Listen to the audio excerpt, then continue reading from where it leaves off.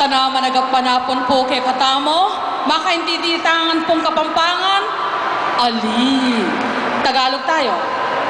Kapampangan. Alright, trilingual po tayo dahil nasa sentro tayo ng Pampanga. So even our foreigner friends will understand what we have to talk about this afternoon. Closing na po ng kakatamong Environment Month. And for the whole month of June, itamong Filipino mahilig tamong kayong long playing. Long playing, imbes na one day, Environment Day, gawa tayo pong pabulan. So isang buwan. At ngayon is the last Sunday of June, we're celebrating the closing of our our Environment Month. Kung nakikita po ninyo, yung ating mga mananayaw, yung ating mga kabataan na sumasayaw, are dancing in between the trees and under the trees. At kung kayo po ay tiga Central Luzon, at dumadaan kayo ng MacArthur Highway, hindi na po bago sa inyo at alam ninyong pinapatay nila ang ating mga punong kahoy sa MacArthur Highway. Ilan po sa inyo ang nakadaan na dyan sa lilim ng mga akasya ng MacArthur Highway? Palakpak! Ilan sa inyo ang nakadama ng sakit ng init ng araw dahil nawala yung mga punong kahoy sa porsyon ng Mabalacat at sa may Sindalan? Boo! Ang sabihin nyo. Ilan na nakadaan at nakaranas ng init at ayaw ninyo ang pagpatay ng punong kahoy? Kayo ay sumabi ng boo! Gusto ninyong mawala yung lahat ng punong kahoy dyan sa may MacArthur Highway? Gusto ninyong wala na tayong mahingang oxygen pagdating ng araw yung ating mga anak? Hindi, ano? Kahit isang puno lang ang mawala sa harapan ng bahay ninyo, madarama ninyo ang init sa inyong katawan.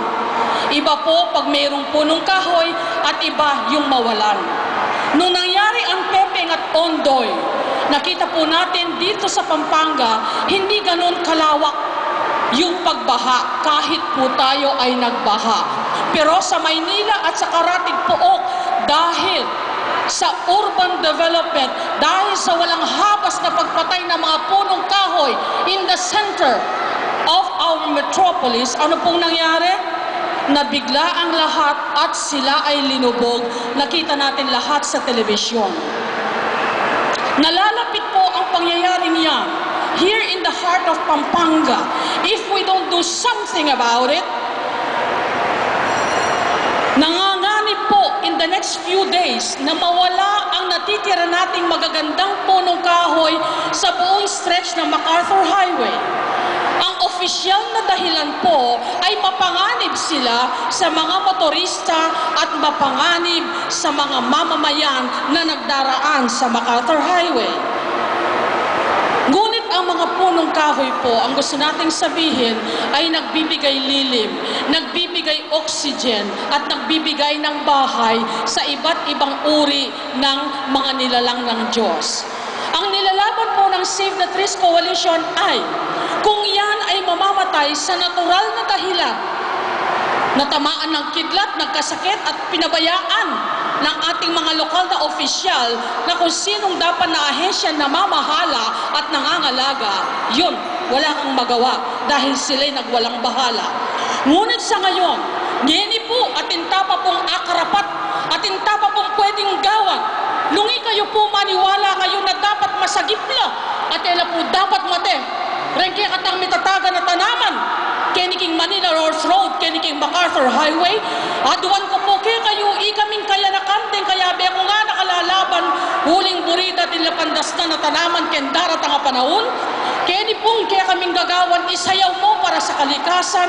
Metong ya po nga kakit min paralan idalami ya kaya kayo impetisyon mi para sopan nyo kaya po na mitok nang ing pamamateda ka rin kaya katang mga tuwang tanaman.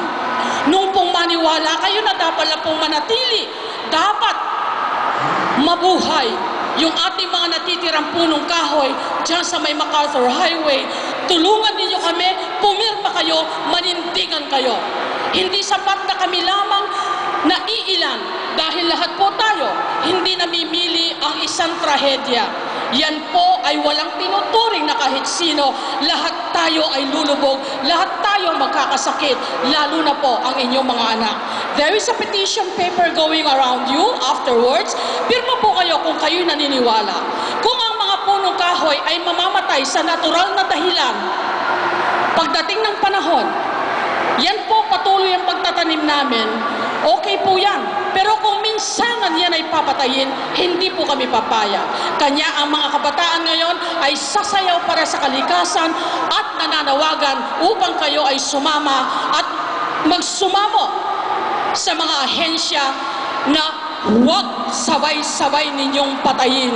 Bigyan ng panahon at sila'y mamatay sa kanilang sariling panahon pagdating ng dulo ng kanilang buhay. Dahil po pag nawala ng puno, wala na rin tayo. Magandang hapon po, mag-enjoy tayo para sa kalikasan. Thank you very much, Ma'am Cesar. Well said. That is true, mga kapatid po.